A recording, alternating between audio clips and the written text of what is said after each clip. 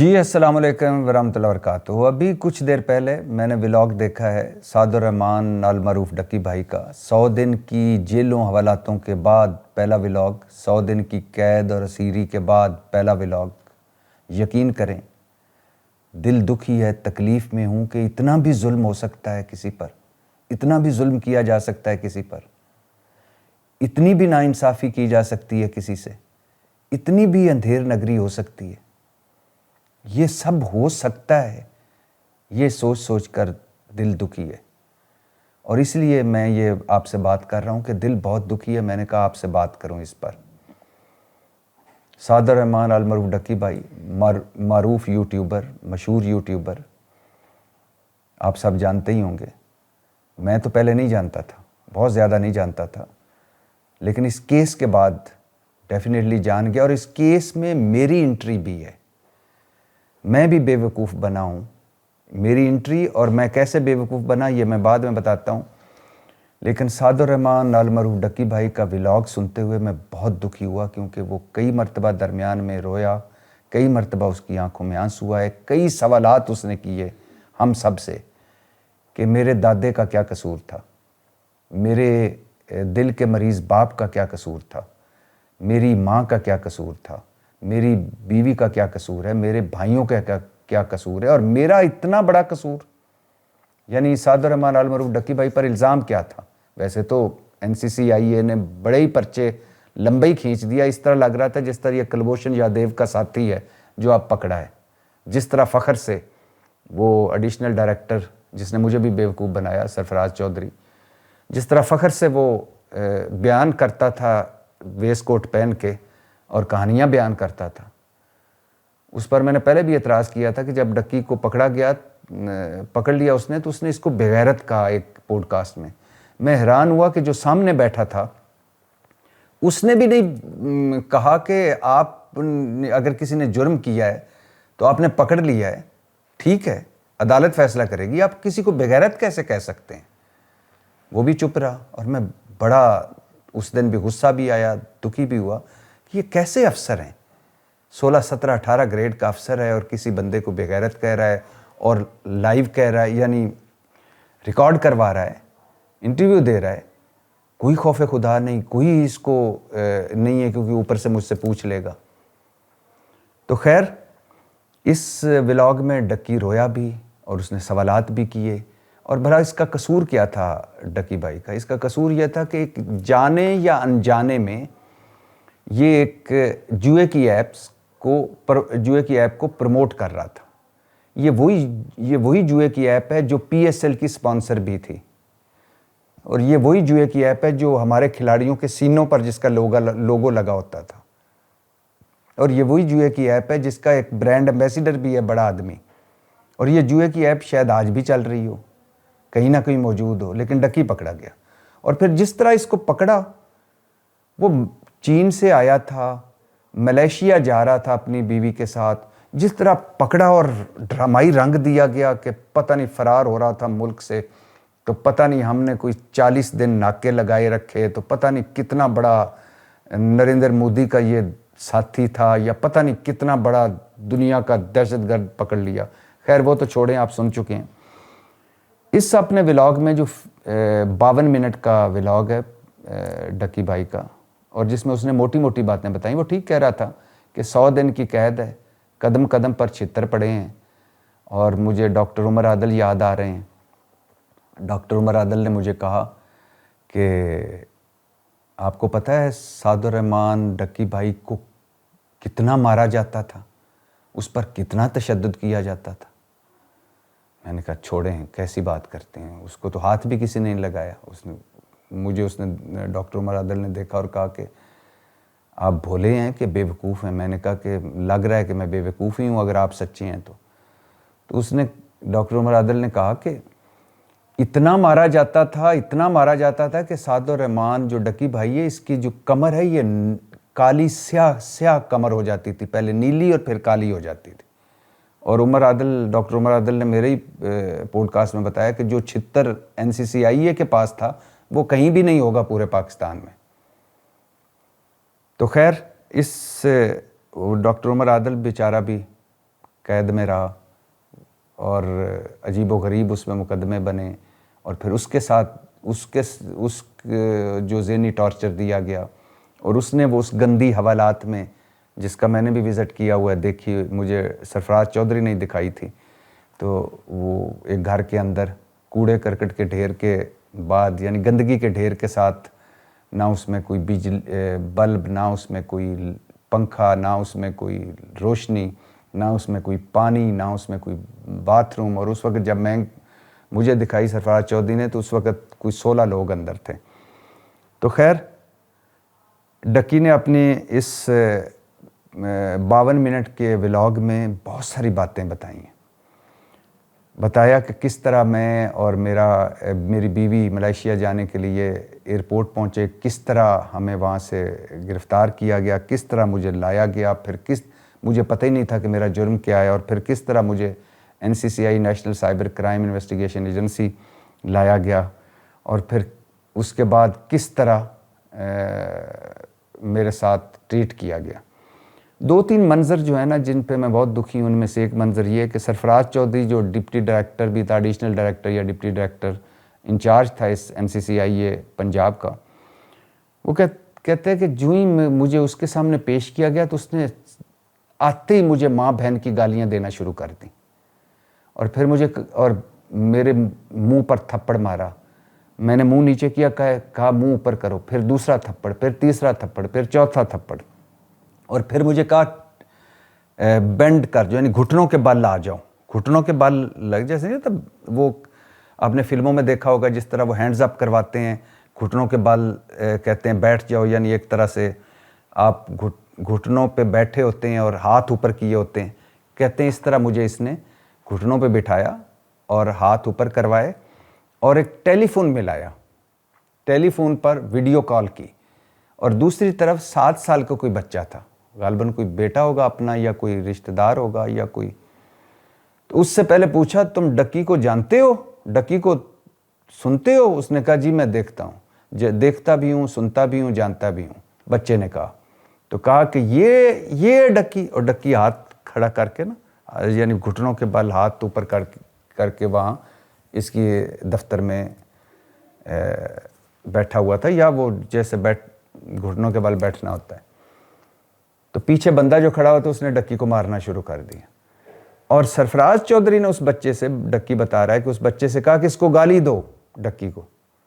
تو اس نے گالی دی، اس نے کہا ایک اور دو، ایک اور دو. پیچھے سے بندہ ڈکی کو مار رہا ہے، ڈکی نے ہاتھ اوپر کیے ہوئے ہیں، گھٹنوں کے بل بیٹھا ہوا ہے، ویڈیو کال سرفراز چودھری نے کی ہوئی ہے، 7 سال کا بچہ ادھر سے گالیاں دے رہا ہے، پیچھے سے بندہ مار رہا ہے. آپ اندازہ کریں یہ NCCI یہ ہے، یہ اس حکومت کا تحفہ ہے. اور یہ اس طرح کے لوگ، اس جانور نما لوگ بٹھائے ہوئے ہیں، یہ جو اس طرح کے لوگ جو انسانوں کے ساتھ یہ ٹریٹ کر رہے ہیں. تو کہتے ہیں بچہ گالیاں دے رہا تھا، پیچھے والا بندہ مجھے مار رہا تھا، میں گھٹنوں کے بل بیٹھا ہوا تھا اور میرے ہاتھ اوپر تھے اور آنکھوں سے آنسو تھے. ظاہر ہے بندہ اس کے علاوہ کیا کر سکتا ہے. اور پھر اس کے بعد ڈکی کہتا ہے مجھے کہا کہ جو اس کا انویسٹیگیشن افسر ہے شعیب ریاض، دا فیمس شعیب ریاض، جس نے اس سے پیسے لیے اور پتہ نہیں کیا کیا لیے، وہ کہاں پورا آپ سن چکے ہیں. تو کہتے پھر مجھے اس کے حوالے کیا کہ اس کو لے جاؤ اوپر اور اپنے طور پر اس کی تفتیش کرو. اور مجھے تھپڑ مارنے کے بعد، ماں بہن کی گالیاں دینے کے بعد، اس ڈکی کا ایک جملہ بڑا اس میں دکھی یا تکلیف دہ جملہ ہے. اس نے کہا کہ پہلے 23 منٹ میں نے سب کچھ بتا دیا، اپنے موبائلز کے پاسورڈ، اپنی ای میلز کا پاسورڈ، سارا کچھ بتا دیا پہلے 23 منٹ میں. سب کچھ ان کو بتا دیا، جو وہ کہتے تھے، لیپ ٹاپ کا، آئی پیڈ کا، اس کا، موبائلز کا. لیکن میرا 23 دن ریمانڈ انہوں نے رکھا، مجھے 23 دن ریمانڈ پہ رکھا. کس لیے؟ خیر وہ اوپر لے گئے ڈکی بھائی کو، اس ساری بے عزتی کے بعد، بچے کی گالیوں کے بعد. اوپر کہتے ہیں میرا ایک دوست مجھے ملنے آیا ہوا تھا کسی فوڈ سے ریلیٹڈ، جو اس کے گھر کیٹرنگ کرتا ہے. یہاں سے جنید سلیم صاحب نے بتایا کہ وہ جو ہی بندے سامنے آیا تو بندے نے ڈکی سے پوچھا تم نے کچھ کھانا ہے یا میں تمہارے لیے کھانے کے لیے لاؤں؟ تو بقول جنید سلیم ڈکی اس کے پاؤں پڑ گیا، ہاتھ باندھ کے رونے لگ گیا کہ مجھ کھانا چھوڑو، بس ان کوئی اگر تمہاری سفارش ہے تو NCCIA والوں کو سفارش کرو کہ مجھے کم ماریں، کم ماریں نہ، جو کچھ کہہ رہے ہیں میں مان رہا ہوں، مجھے مارتے کیوں ہیں۔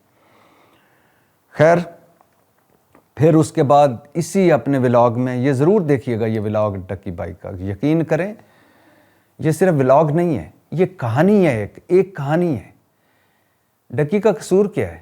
میں نے کہا نا کہ PSL کی سپانسر تھی یہی جوئے کی ایپ، جس کو جانے انجانے میں پروموٹ کرنے پر اس کو پکڑا گیا، یہی اس کے برانڈ ایمبیسیڈر ہیں، کھلاڑیوں کے سینے پر تھی، کیونکہ ڈکی کوئی وڈیرا نہیں تھا، اس کا کوئی وڈیرا سرپرست نہیں تھا، اس کا کوئی لیفٹ رائٹ کوئی جج یا کوئی بیوروکریٹ یا کوئی وزیر یا کوئی بڑا کسی کا اس کے سر پر ہاتھ نہیں تھا، اس وجہ سے اس کو قدم قدم پر چھتر پڑے ہیں۔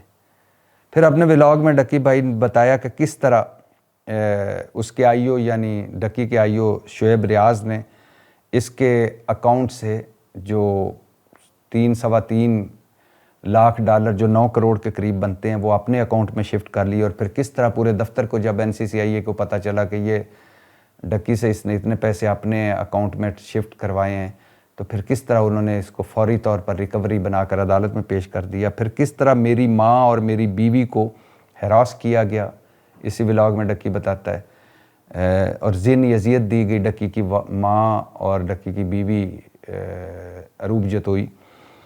پھر ایڈیشنل ڈائریکٹر سرفراز چودھری کس طرح اپنے موبائل سے بتاتا تھا کہ جڑے سارے جج نے نا اے سارے میرے انہاں دے نمبر اور نام میرے کو موجود نے، سارے جج دوست نے۔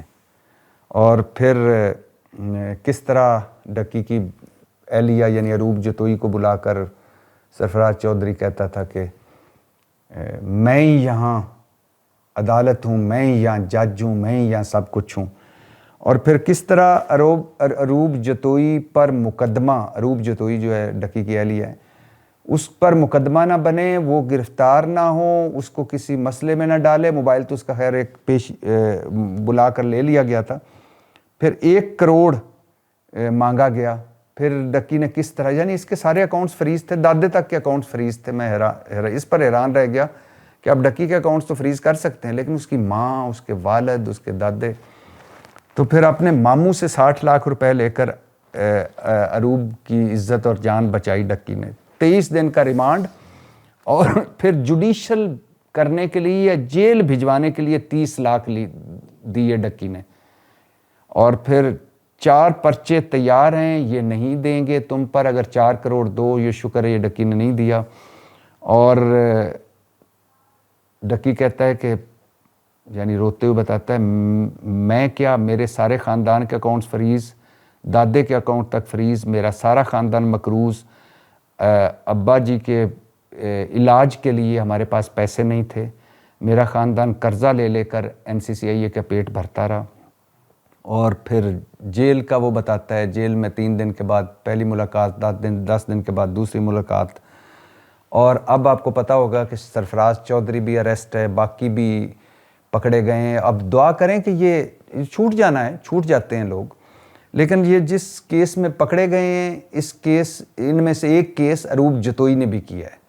کمال کی خاتون ہے، ویسے بہادر خاتون ہے، جو اپنے خامند کے ساتھ پہلے لمحے سے آخری لمحے تک بہادری سے کھڑی رہی، ہر ذہنی اور ہر وہ جو کیا کہتے ہیں ٹارچر پہنچانے والا ہر ذہنی منظر دیکھا، ہر تکلیف سے گزری، ہر پیشی پر موجود ہوتی تھی، خود بھی گرفتاری کا خطرہ تھا، خود ایک عورت اس معاشرے میں اگر گرفتار ہوتی ہے تو وہ کس طرح اس کو ہراس کیا جاتا ہے، کس طرح اس کو اذیت دی جاتی ہے، اس کو بھی پتہ تھا، لیکن پھر بھی کھڑی رہی اپنے خامند کے ساتھ، اور پھر مدعی بنی ہے۔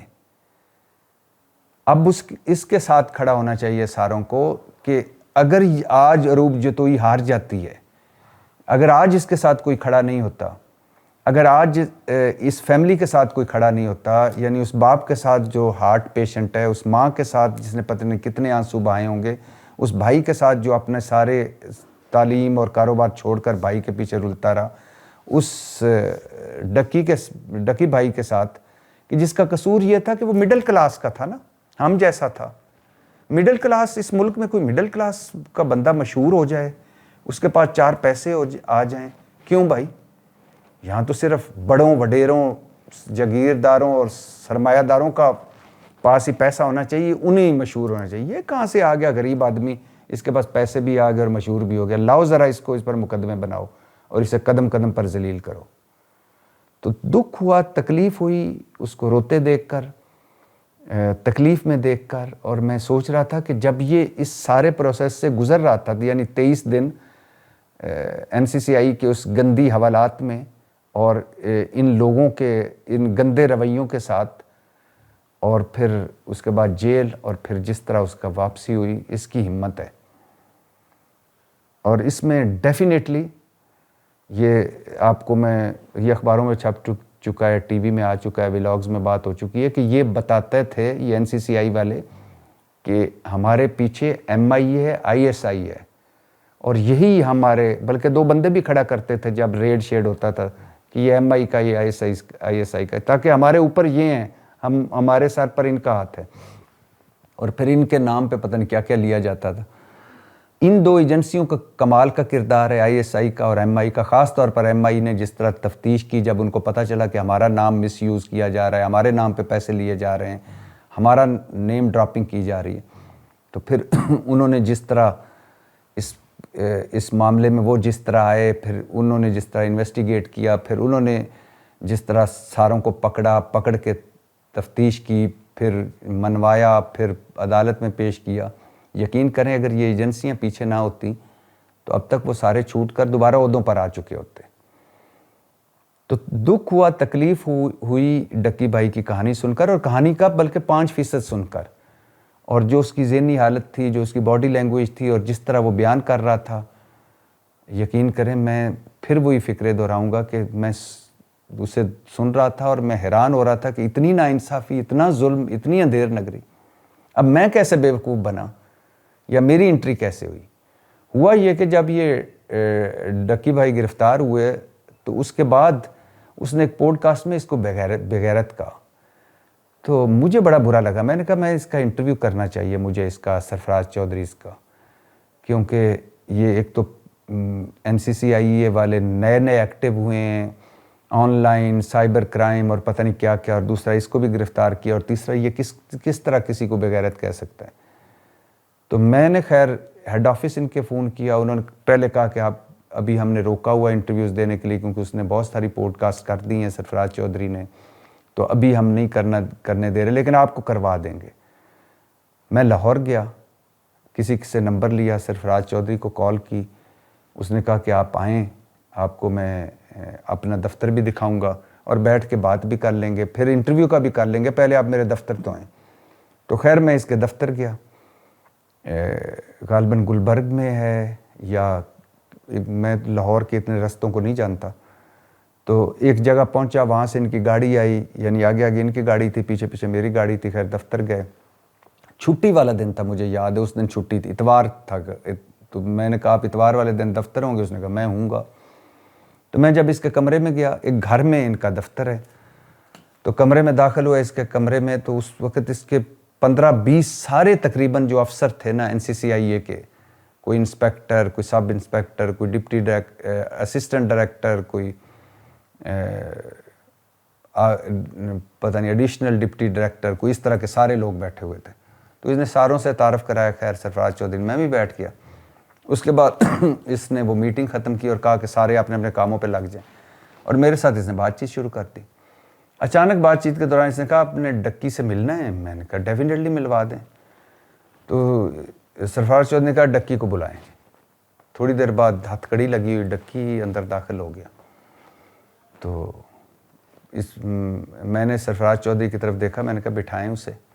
تو اس نے کہا کہ ہتھ کڑی کھولو جی ڈکی کی. ہتھ کڑی کھولی, ڈکی کرسی پر بٹھا دیا. اچھا, اور بات چیت شروع ہوگی. پہلا سوال سرفراز چودھری نے ڈکی سے کیا, اوئے دس میں تینوں مارے ہے؟ اس نے کہا نہیں. اور پھر مجھے بتانے لگا جنید سلیم نے اور فلانے نے اور فلانے نے یہ دیکھیں یہ پروپیگنڈا کیا ہے, مارا ہے.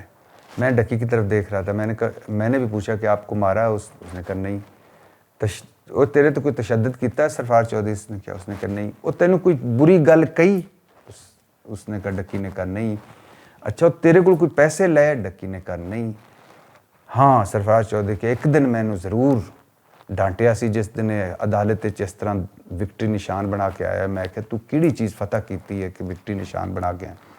खैर अभी हम यही बातें कर रहे थे और डक्की को सरफराज चौधरी कह रहा था कि तू जब जाएगा बाहर निकलेगा तो तुम सुधरा हुए इंसान होगे, तुम्हें तलकीन ही की हमने, तुम्हें बातें ही बताई हमने, तुम्हें अच्छा जिक्र ही किया।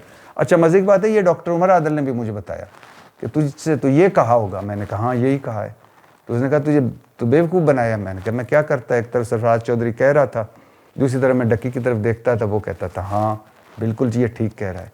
मुझे क्या पता कि वो कितने प्रेशर में होगा डक्की भाई, या उस पर कितना तशद्दुद हो चुका है, या कितने पैसे लिए जा चुके हैं, या कितनी हरासमेंट से वो गुजर रहा है।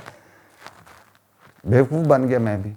तो खैर उसके बाद डक्की की फैमिली आ गई, तो उन्होंने बताया कि डक्की की फैमिली है। उन्होंने क्या सरफराज चौधरी ने कहा अंदर ही बुला लो। डक्की का वालिद प्रोफेसर साहब, वालदा, 2 गालिबन भाई थे और अरूब जतोई एहलिया, और वो उसके हाथ में, बल्कि मुझे याद है मैंने अरूब से पूछा ये आपने हाथ में क्या उठाया, तो उसने बताया कि साद का पेट ख़राब है, तो गालिबन मैं किसी सबवे या किसी जगह से मैं इसके लिए सलाद लेके आई हूँ कि इसका पेट ख़राब है तो ये खाए। तो खैर 5-10 मिनट वो डक्की के वालिद से सरफराज चौधरी गुफ्तगू करने लग गया कि आप प्रोफेसर हैं, आप तो बच्चों को पढ़ाते हैं, माँ जी आप मेरी, ये बहन है हमारी अरूब जतोई। उसके बाद उनको कहा कि ऊपर कमरे में बिठाएं जी, इनको खाना खिलाएं, एक अलहदा कमरा दें ताकि ये सारी फैमिली मिल सके। तो उसके बाद खैर सरफराज चौधरी ने मुझे दफ्तर दिखाना शुरू किया, हवालात भी ले गया। हवालात, मैंने कहा इतनी गंदी जगह पर गंदगी के ढेर के साथ हवालात। उसने कहा बस यही है, ये दफ्तर है, हमारी तो गाड़ियाँ हैं, पेट्रोल नहीं है, हमें तो कोई फ़ंड नहीं मिल रहा है, चीज़ें नहीं मिल रही, हम फिर भी इतना काम कर रहे हैं। तो कमरे दिखाते दिखाते एक कमरे का दरवाज़ा खोला, तो फिर मैंने देखा कि ये डक्की और इसकी फैमिली बैठी हुई थी और डक्की मेरे ख्याल से कुछ खा रहा था। तो मैं भी उस दिन बेवकूफ़ बन गया, यकीन करें। जो आज डक्की ने स्टोरी सुनाई है और जिस क्राइसिस से, जिस तकलीफ़ से, जिस दुख से वो गुज़र रहा था, काश हमें पता चल जाता, हम भी कम से कम कुछ साथ ही देते।